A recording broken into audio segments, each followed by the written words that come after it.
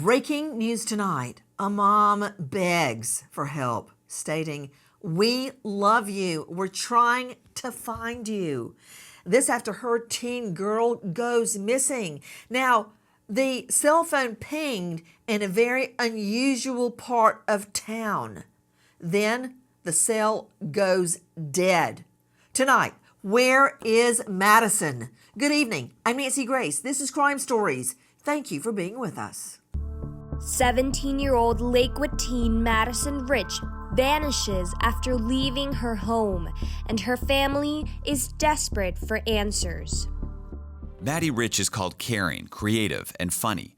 Madison Rich is at home on the night of August 14th, but sometime in the early morning hours of August 15th, she leaves home. Maddie always maintained contact with her friends via social media, and when her mother finds her gone on the morning of August 15th, she is worried. How many times have we heard this scenario? Why did this teen girl leave home? Why did she do it without her mom knowing? Who lured this girl out of the home? Why has her cell phone gone dead? Have you ever tried to take a cell phone away from a teen? It's not easy. She would never let her cell phone go dead like this. Now, quiet. Radio silent on all social media. And tonight, Mom is joining us, begging, "We love you.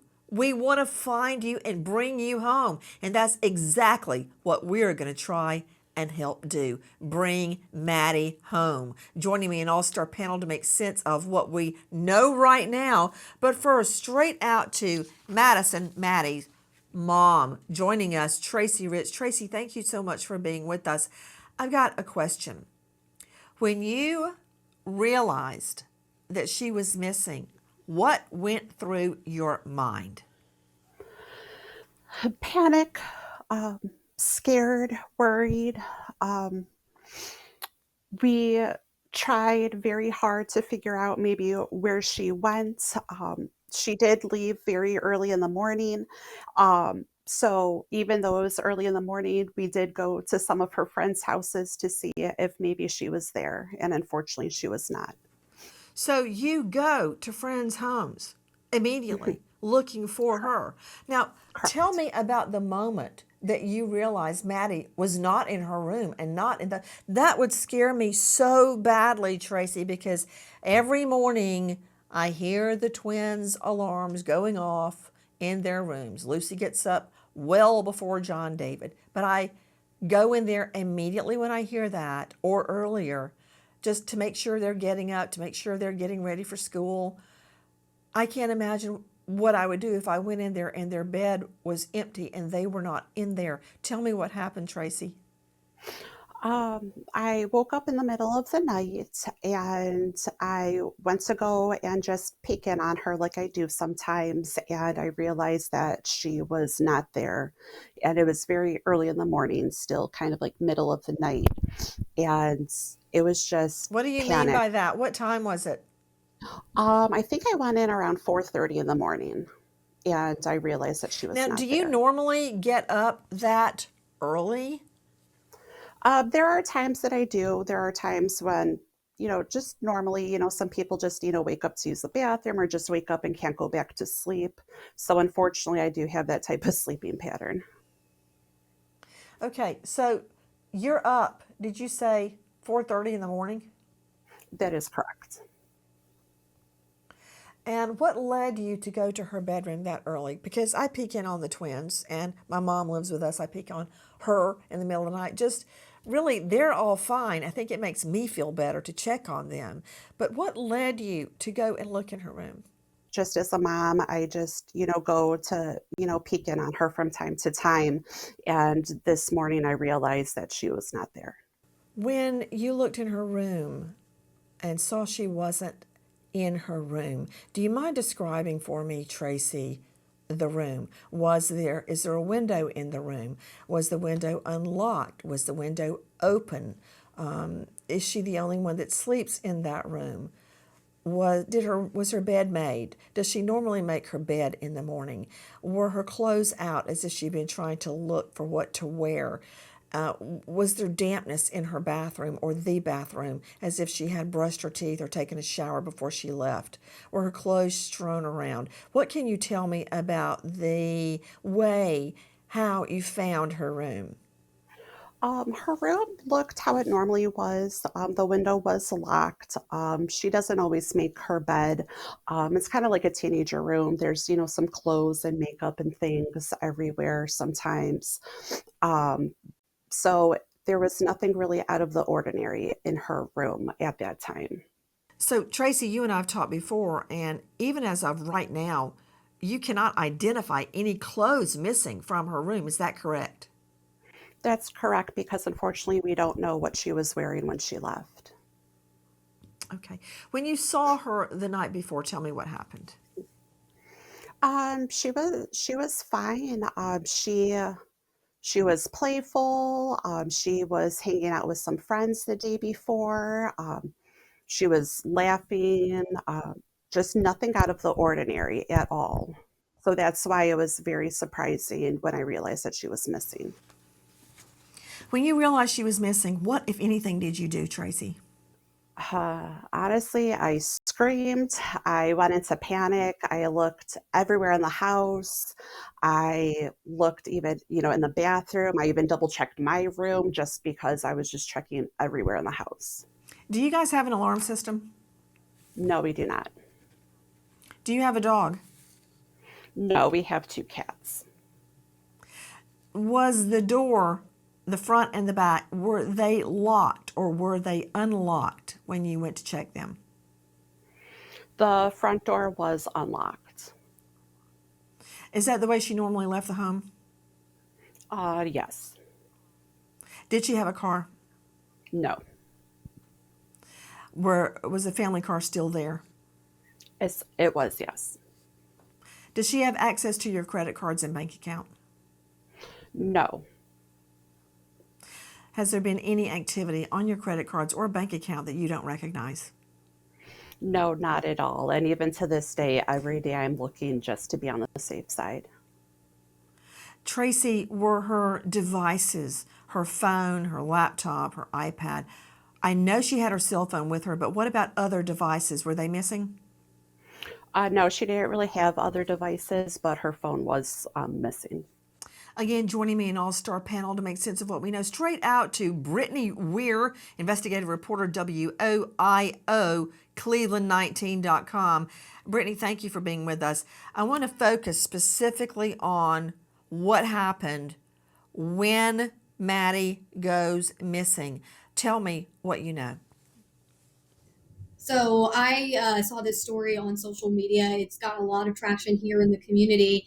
And just from the initial interview with Tracy and looking into this story, like she said, she left her home in the middle of the night, Maddie, and then her cell phone was pinged.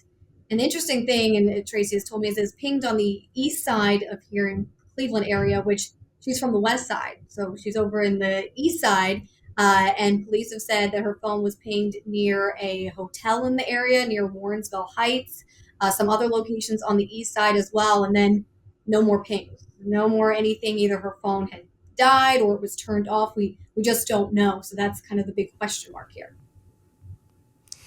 You know, Brittany, for those viewers, listeners that are not familiar with the Cleveland area, could you go through that very slowly again regarding the pings and the locations? Because Mom tells us that those areas are not areas where Maddie would have known anybody.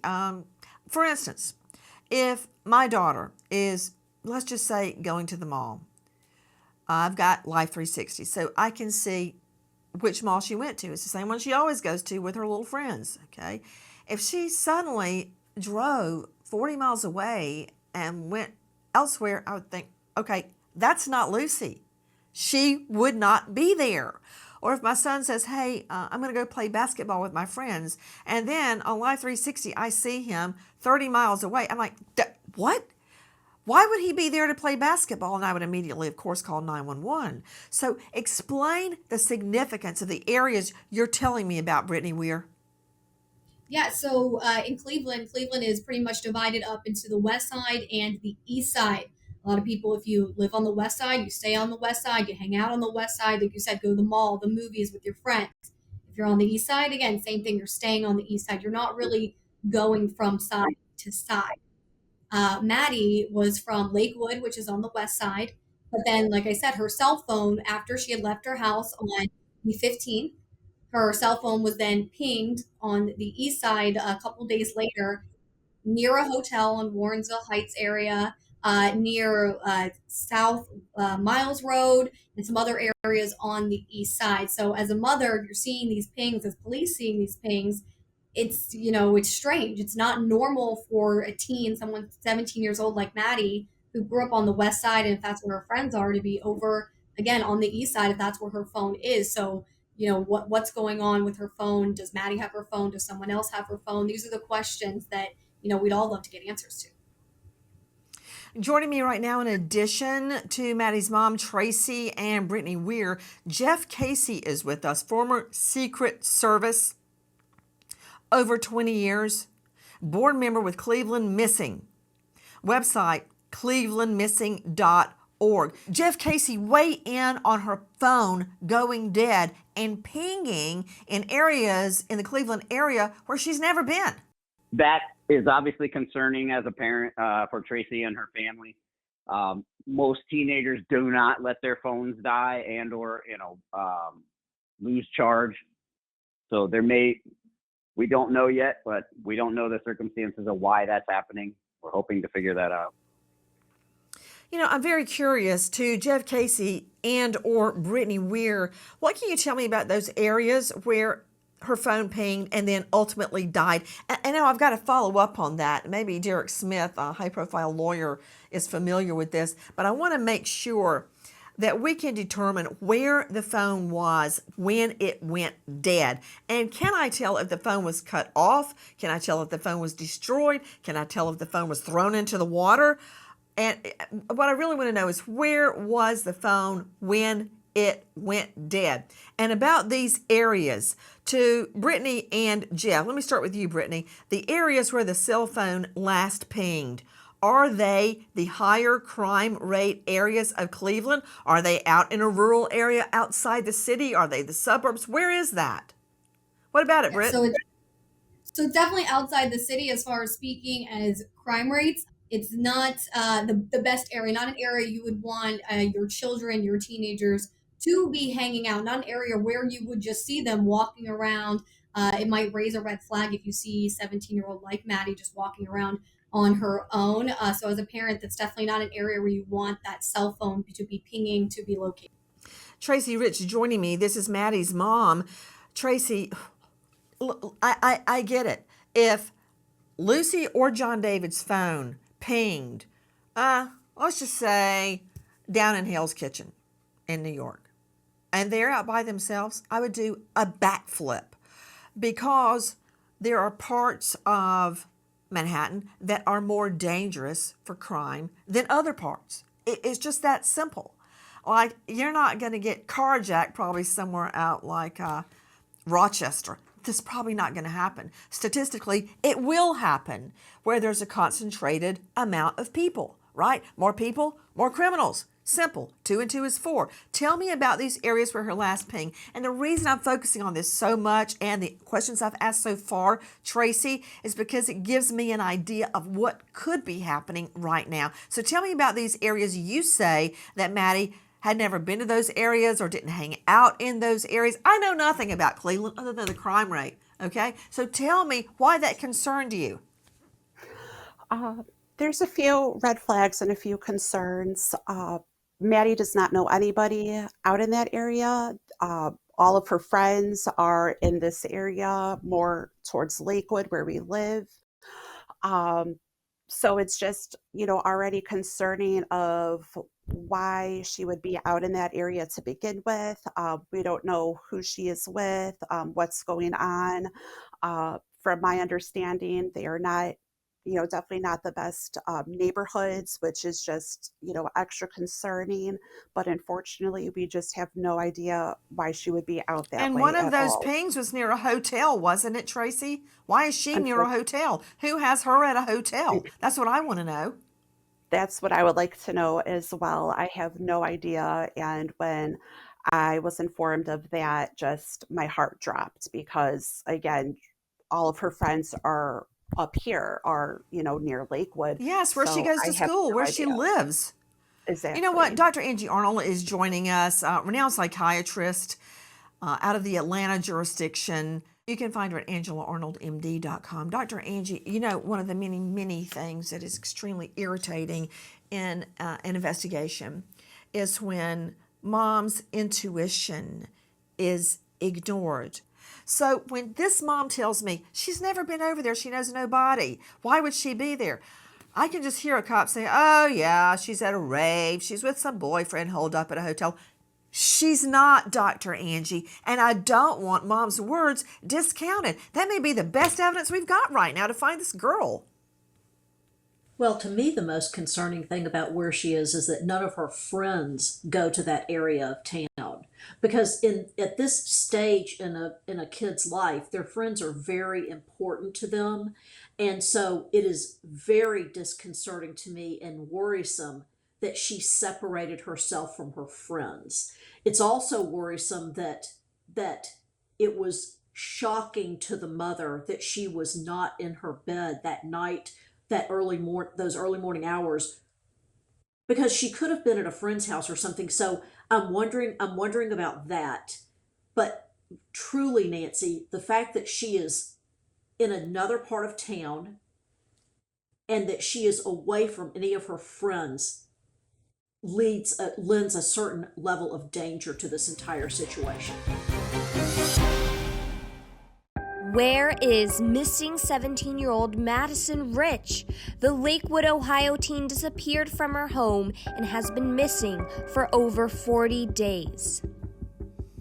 I know her mother, Tracy, has been living in a nightmare since her daughter goes missing. She immediately reports her daughter missing, and then when that cell phone went dead, that cut off all potential communications with Maddie, and she has been living in HELL ever since. Joining me right now is another mom, a mom who has gone through a very similar circumstance. Joining me right now is Shauna Burns. Her daughter, Haley, went missing. What happened with Haley, and welcome, Shauna.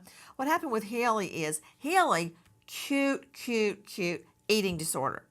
And she would go on to a chat room and talk to other girls her age that also had eating disorders. Well, believe it or not, her predator went into these chat rooms where teen girls are talking about their issues, and he befriended her like a fox in the henhouse, and she was snowed over. She didn't realize who she was talking to, and he ended up kidnapping her. Take a listen to this. 16-year-old Haley Burns is talking online to someone who steals her heart and convinces her to run off with him. She waits until her parents are asleep, then sneaks out of the house, leaving behind her diary that tells the story of her plan to run away with a 32-year-old man she met online. She doesn't realize leaving the safety of her parents' home puts her in the arms of a man who will terrorize her for over a year. Michael Wysolowski tortures, starves, rapes, and sometimes locks her in a dog cage for hours as he moves her to multiple locations around the state of Georgia. Joining me right now is the mom, Shauna Burns. Shauna, thank you so much for being with us. Thank you for having me. Shauna, at the beginning, you knew immediately that your girl was missing. So many times I hear law enforcement throwing up roadblocks going, oh, she's just a runaway. BS. She was held in a dog cage. She was sex assaulted, beaten, and starved. And you knew day one that something horrible had happened. Describe.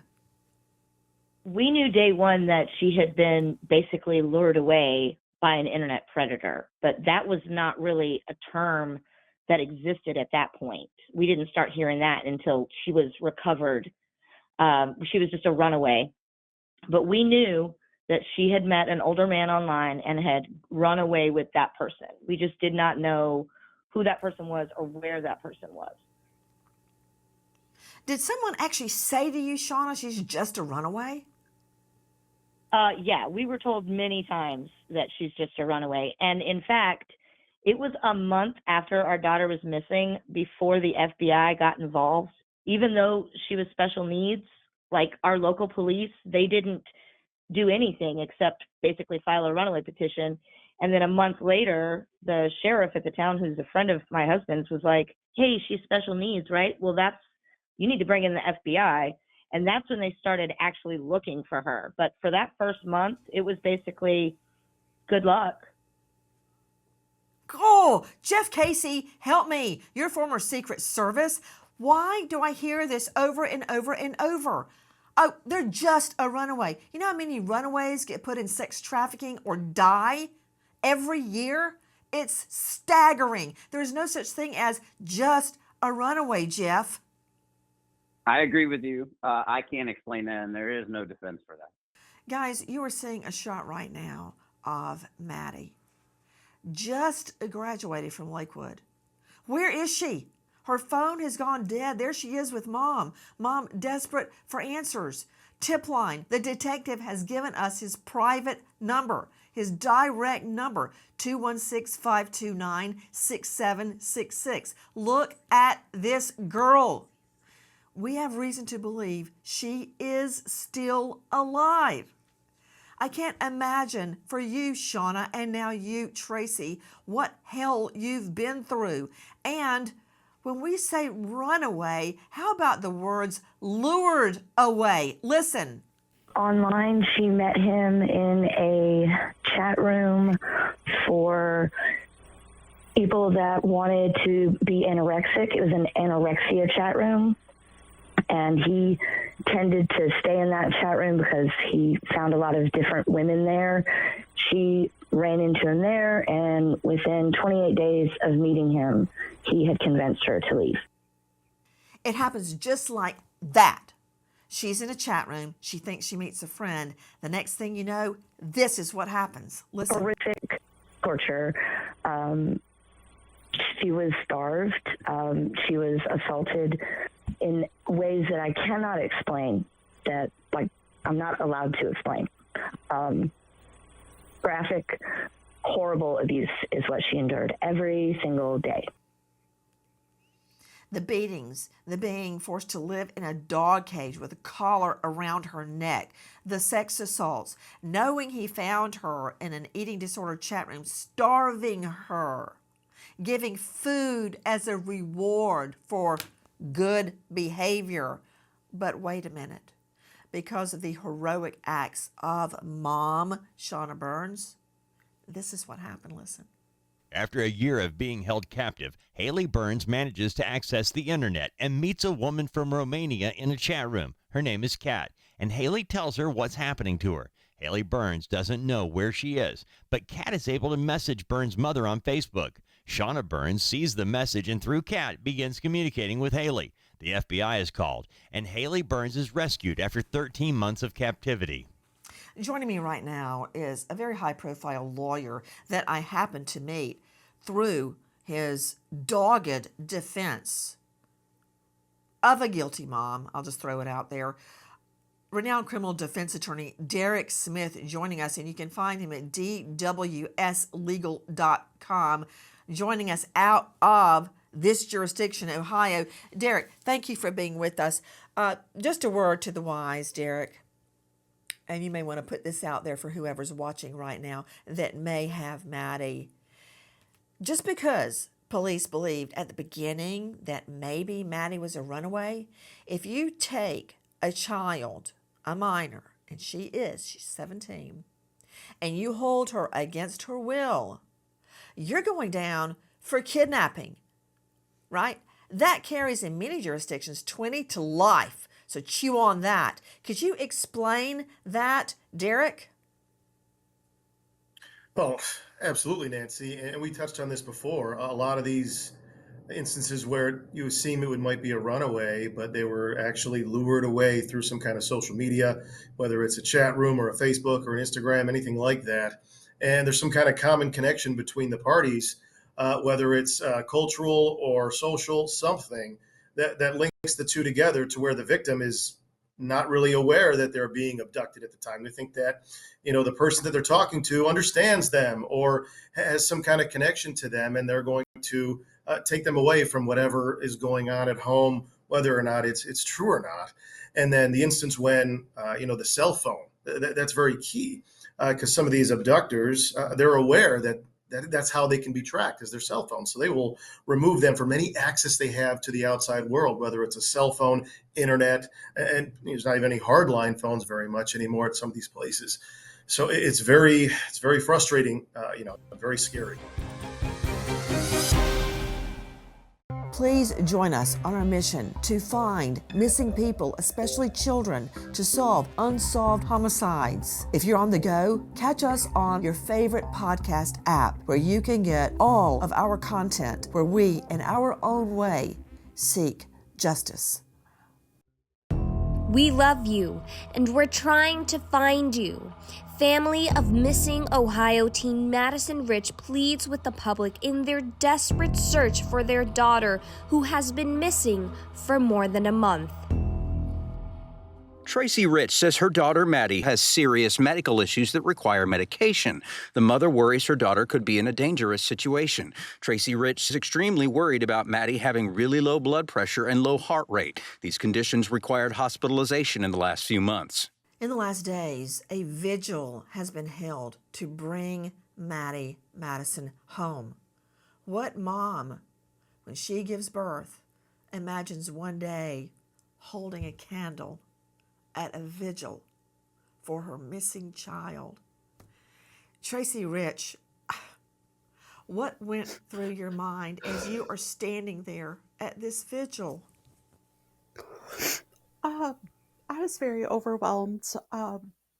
I was talking to people facing the lake, and then when I had to turn around to speak to everybody, just seeing everybody there, like I just broke down. I was just so overwhelmed with all of the support, everybody that came out, especially since it was raining earlier that day. Uh, there was some of Maddie's friends, my friends, family, and even random members of the community that even said, "We don't know you, we don't know your daughter, but we're here. Please let us know what we can do." And I'm just very thankful for everybody's support. To Dr. Angela Arnold, who deals very heavily with women and girls issues and violence on women and girls. Dr. Angela Arnold, renowned psychiatrist in the Atlanta jurisdiction. Dr. Angie, you're a mom. You don't think about, when you're bringing the baby home from the hospital and you're getting them into a pre-K and you're helping them through every step of the way, that one day you're going to be at a vigil begging people to help you bring your girl home. It is every mother's worst nightmare. As soon as you have a baby, you start to worry about that baby's safety. And this little girl is only 17 years old, which all of us know means that her brain is not fully developed. So whatever happened between the time she went missing to where she is now, there are a lot of reasons why it could have happened. She may have been, quote unquote, running away from something. She may have been lured away. But the underlying fact is children at the age of 17 do not have good reasoning skills. So now, if she is in the hands of some sort of predator, that predator is taking over her mind and convincing her of whatever he or she wants to convince her of.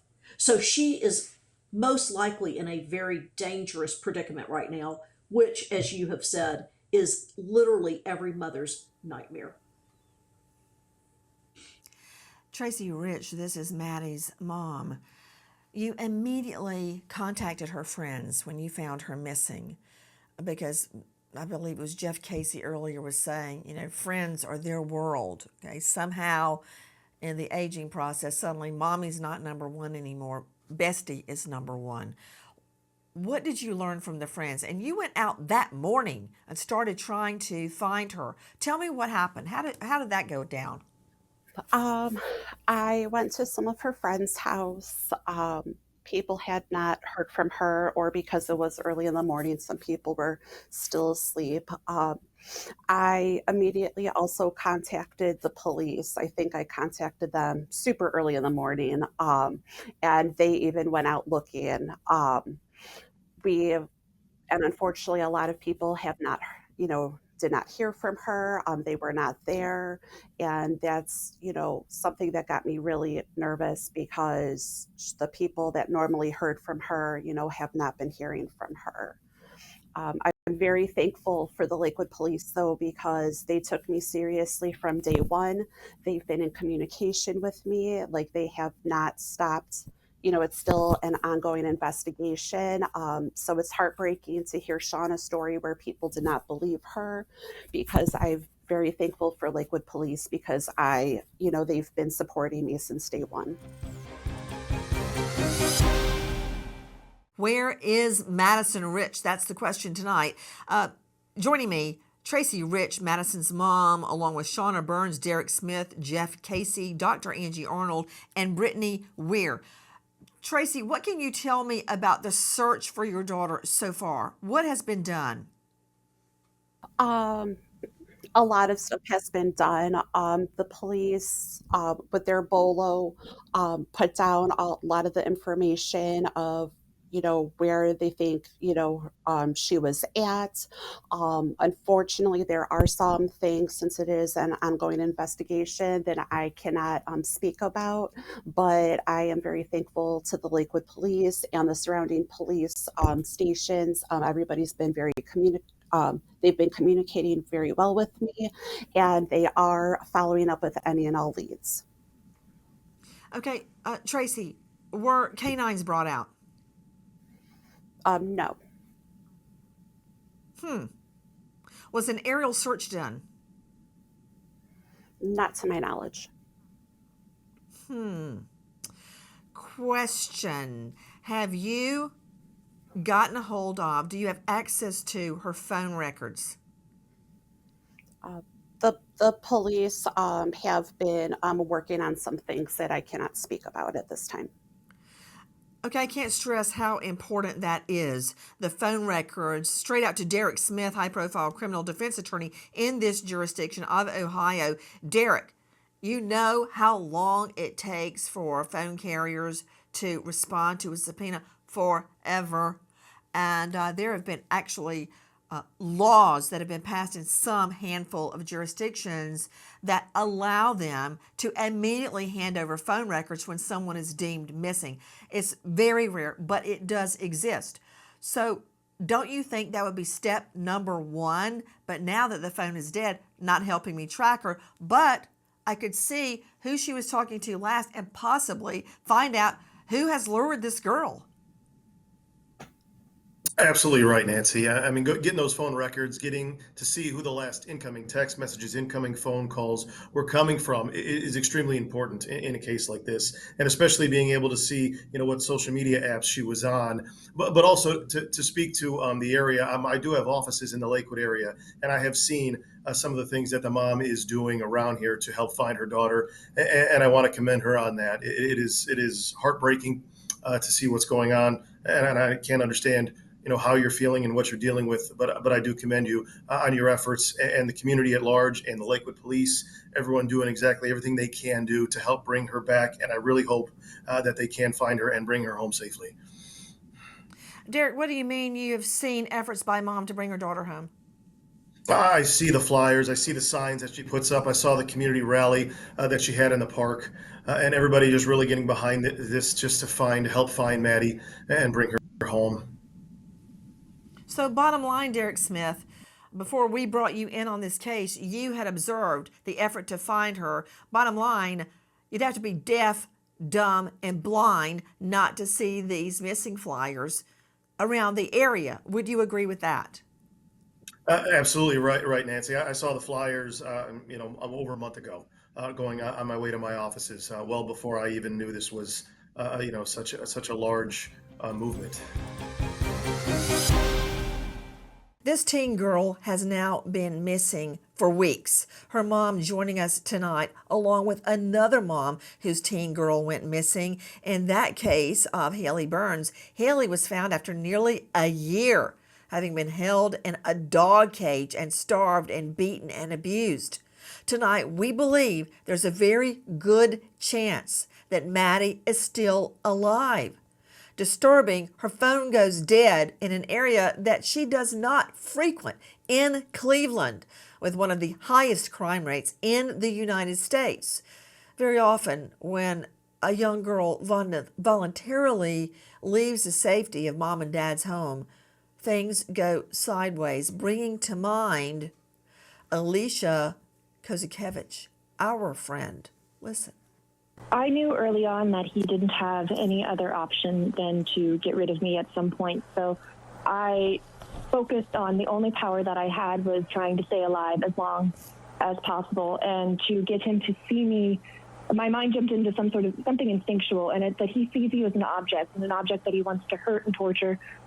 Make him see you as a human. And so I did whatever I had to do to survive and try to, it makes my stomach turn to say this word, but connect with him in whatever way that I could. And on that day, he said, "I'm beginning to like you too much. Tonight we're going to go for a ride." And I knew at that point that that was not even a veiled threat. It was very clearly a threat, and that he was going to kill me. That's Alicia Kozakevich, who survived, as did Haley Burns, after being tortured and mistreated. What is happening tonight to teen girl Maddie? What is she living through? Tracy Rich joining us, Madison Rich's mom. Tracy, do you believe there has been any attempt to contact you? I'm hoping that she's trying to contact me. I just, unfortunately, it's never been this long that even her friends and social media hasn't, had any signs of, Maddie trying to contact. And that's just what makes this just a huge red flag. It just makes this just so nerve wracking because we have no idea who she's with, where she's at. But every time, I have the chance, I, let her know, like, "Maddie, if you hear me, if you see this, please try to come home." We're hoping that, she's able to try to contact, and we're just hoping that she's going to be able to come home soon and be safe. What do her friends say, Tracy? Um, they're very concerned as well. A lot of them were at the support vigil, and it was just a little heartbreaking to see how upset they were. They were trying to console me as I was, in turn trying to console them.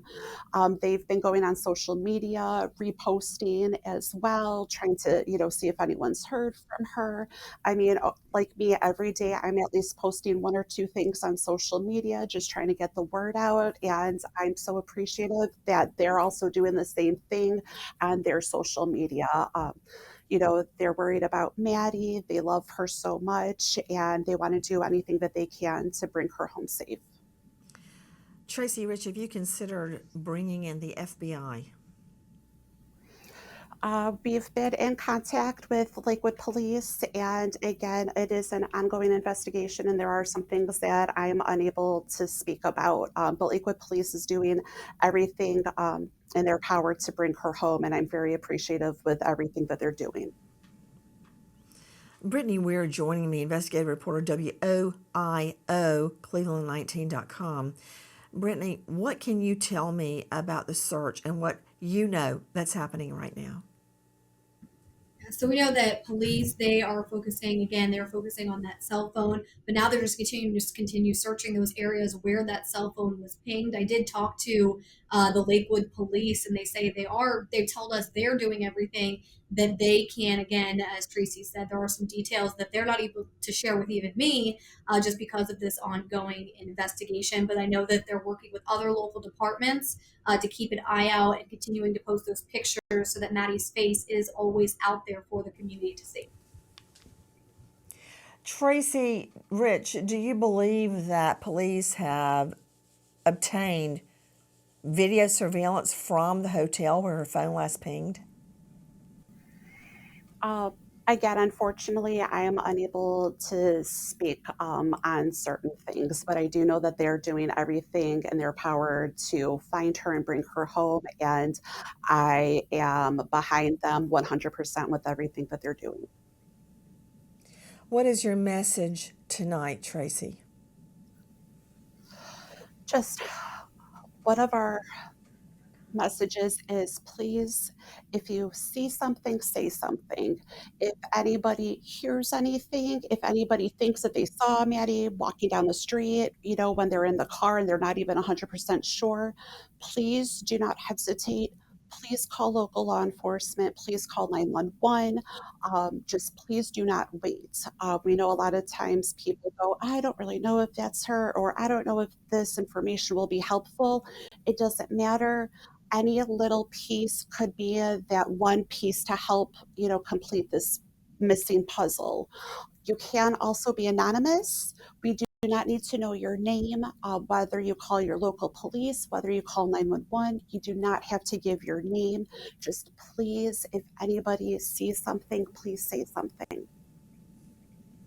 Shauna Burns joining us, Haley Burns' mom, who lived through this nightmare herself. Shauna, what is your advice tonight? Don't give up and continue doing everything that you are doing. Get her name out there in every possibility that you can. Share it on social media as much as you can. Make friends with as many media and reporters as you can. And know that they do get rescued. It does happen. It doesn't always happen, but it does happen. And I am proof of that.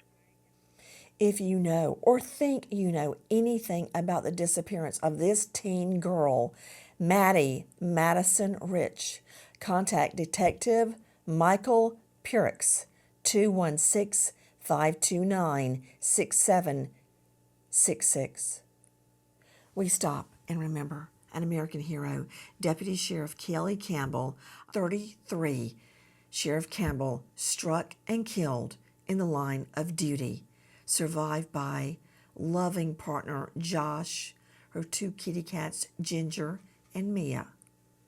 American hero, Deputy Sheriff Kelly Campbell. Thank you to all of our guests joining us tonight in our search for Madison. Nancy Grace signing off. I'll see you tomorrow night, 6 and 9 o'clock sharp Eastern. And until then, good night, friend.